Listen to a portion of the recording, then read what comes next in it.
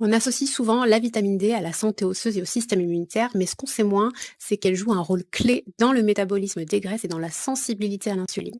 En réalité, ce qu'on appelle vitamine D est en fait une hormone qui agit à travers des récepteurs spécifiques qui sont présents presque partout dans le corps. Alors évidemment, elle est essentielle pour les os et pour l'immunité, mais elle intervient un peu partout dans le corps, dans les muscles, le foie, les reins, le cerveau, le cœur, les vaisseaux sanguins, les intestins, mais surtout les adipocytes où elle régule directement le stockage des graisses et la combustion des graisses. Il y a de nombreuses études qui montrent qu'un déficit en vitamine D peut être corrélé à une prise de poids plus rapide, à une difficulté à mobiliser les graisses stockées, mais aussi à une résistance à l'insuline.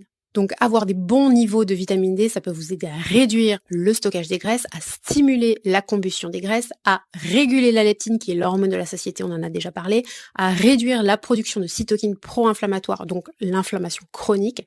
Ça peut aussi optimiser la production et l'efficacité de l'insuline en agissant directement sur les cellules bêta du pancréas.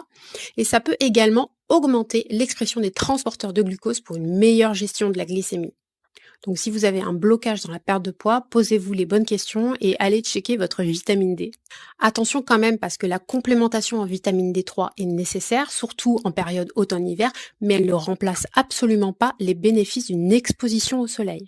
Parce que lorsqu'elle est synthétisée par la peau, la vitamine D fabrique plus de 50 métabolites spécifiques qui sont impliqués dans la résistance à l'insuline, dans la régulation de l'inflammation, dans la gestion des graisses, et c'est pas du tout le cas avec une complémentation.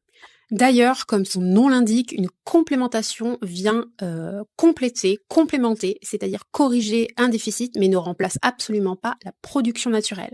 C'est pourquoi, dès que les conditions le permettent, on a un beau soleil, il est essentiel de s'exposer, au moins les bras et les jambes découvertes, pour stimuler la production naturelle de vitamine D. Je vous donne toutes les infos en légende.